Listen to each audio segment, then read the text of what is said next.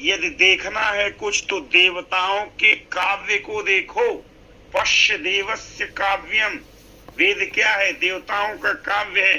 न ममार, न तो यह मरता है, न जीर्णति, और न ही यह जीर्ण शीर्ण होता है। तो ये प्रकृति है का पूरा वर्णन हमको जो है ऋग्वेद, यजुर्वेद, सामवेद, अथर्ववेद में मिलता है। सारा तंत्र शास्त्र अथर्ववेद से लिया गया है। सारा मंत्र, बड़े बड़े मंत्र तंत्र सब अथर्ववेद से लिए गए हैं। आप सोचिए कि दुर्गा सप्तशती से हमने इस कार्यशाला को शुरू किया था। इस संस्था की शुरुआत हमने श्री दुर्गा सप्तशती से शुरू की थी 20 नवंबर 2025 को। ठीक है, 20 नवंबर 2025 को इस संस्था की शुरुआत दुर्गा सप्तशती से होती है।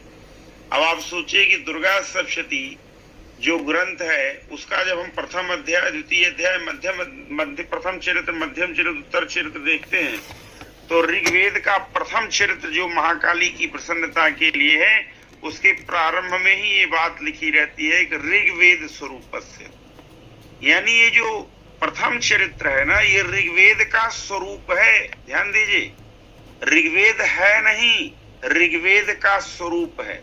अब ऋग्वेद इतना बड़ा है, आपके पास समय नहीं है तो आपने भाई दुर्गा सप्तशती के प्रथम चरित्र का अध्ययन कर लिया, पाठ कर लिया, तो आप समझिए कि संपूर्ण ऋग्वेद, ये आपको ऋग्वेद का 4 वॉल्यूम दिखाई दे रहा है। अगर आपने दुर्गा सप्तशती के प्रथम चरित्र का पाठ कर लिया तो समझिए कि आपने पूरे ऋग्वेद का पाठ कर लिया। ठीक है, तो भाई ठीक है, सबसे पहले ग्रंथ क्या आता है? भारत का नहीं, विश्व का सबसे प्राचीन ग्रंथ है ऋग्वेद। ठीक है, तो ये पुराण का ग्रंथ है श्री दुर्गा सप्तशती। तो वेदों में जिसकी महिमा गाई है माँ, वो है तू ही है, तू ही है, तू ही है। तो जो वेद में माँ की महिमा गाई है उसको कब पढ़ोगे? मुझे मालूम है न जाने कितने लोग, बड़े बड़े प्रोफेसर्स, जीवन बीत गया कभी चारों वेद उन्होंने देखा नहीं, हाथ नहीं लगाया होगा। कितने वॉल्यूम में है, कितने खंड में है, ये भी नहीं देखा जाना समझा होगा।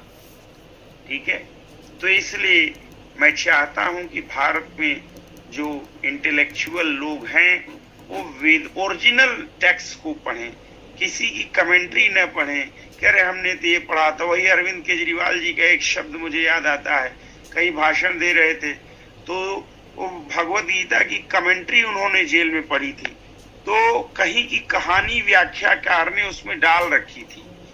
वो फॉर द एक्सप्लेनेशन थी, वो गीता के वाक्य नहीं थे। लगे माइक से खड़े होके कहने कि गीता में ऐसा कहा गया है, गीता में वैसा नहीं कहा गया, कमेंटेटर ने उसमें डाल रखा है, आप उसको बोल रहे हैं। ठीक है, तो आज इस तरह से इंस्टाग्राम, सोशल मीडिया, फेसबुक इत्यादि पर लोग कमेंट्री पढ़ करके आते हैं और बताते हैं गीता में ऐसा कहा गया है। कहीं नहीं कहा गया होता है जबकि गीता में। तो इसलिए भैया मूल को पढ़िए, मूल वेद को पढ़िए, क्या कहा गया है, क्या नहीं कहा गया है, उसको समझिए। जब आप उसको समझेंगे तब जाकर के आपका ज्ञान और भी अधिक परिपक्व हो जाएगा। आप कम से कम लोगों से कह तो सकेंगे कि भैया आप इतने बड़े इंटेलेक्चुअल हैं, इतने बड़े विद्वान हैं, ज्योग्राफी पढ़ डाला, साइंस पढ़ डाला, फिजिक्स के फार्मूले पढ़ डाले, क्या आपने वेद को पढ़ा? पूछे उनसे, वेद को पढ़ा? अरे वेद पढ़ने से नौकरी न मिले न सही, लेकिन कम से कम आपका बुद्धि विवेक तो जागृत होगा। बताइए, विश्व का सबसे प्राचीन साहित्य ऋग्वेद। ठीक है, आपने कभी ऋग्वेद देखा भी? पहला पन्ना खोल के पढ़ा भी? यूनिवर्सिटी सिस्टम में जो सिलेबस लगते हैं, महज यमे में कुछ सूक्तों का अध्ययन छात्रों को कराया जाता है। महज कुछ सूक्त आप पढ़ते हैं, पूरा वेद नहीं पढ़ते हैं, आप कुछ सूक्त पढ़ते हैं।